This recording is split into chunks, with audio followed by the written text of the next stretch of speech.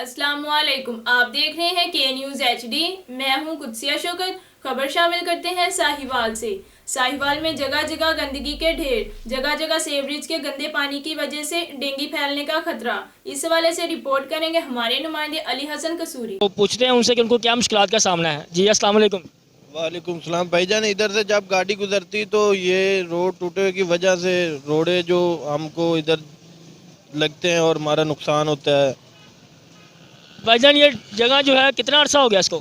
اس کو 3-4 سال ہو چکے ہیں 3-4 سال ہو گئے ہیں۔ جی۔ اس میں کوئی عمل درآمد نہیں ہوا؟ نہیں ہوا بھائی، تو یعنی کہ کسی نے پوچھا بھی نہیں آپ کو اس بارے نہیں میں؟ آج تک نہیں کسی نے پوچھا بھائی۔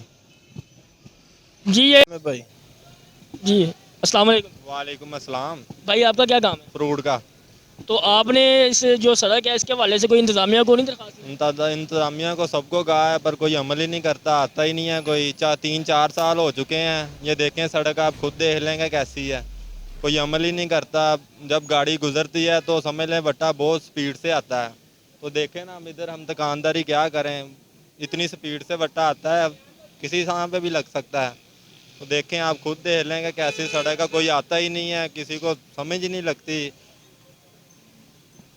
جی یہ مزید ایک اور خبر شامل کرتے ہیں شیخو پورہ سے۔ ڈسٹرکٹ ہیلتھ اتھارٹی شیخو پورہ کے زیر اہتمام پولیو کے انٹرنیشنل ڈے کے موقع پر آگاہی واک کا اہتمام۔ ورک کی قیادت صوبائی وزیر برائے قدرتی آفات میاں خالد محمود اور ڈپٹی کمشنر سید طارق محمود بخاری نے کی۔ مزید جانتے ہیں ہمارے بیورو چیف طاہر خان سے۔ جی بالکل، ڈسٹرکٹ ہیلتھ اتھارٹی شیخو پورہ کے زیر اہتمام پولیو کے انٹرنیشنل ڈے کے موقع پر آگاہی واک کا اہتمام کیا گیا۔ واک کی قیادت صوبائی وزیر برائے قدرتی آفات میاں خالد محمود اور ڈپٹی کمشنر شیخو پورہ سید طارق محمود بخاری نے کی۔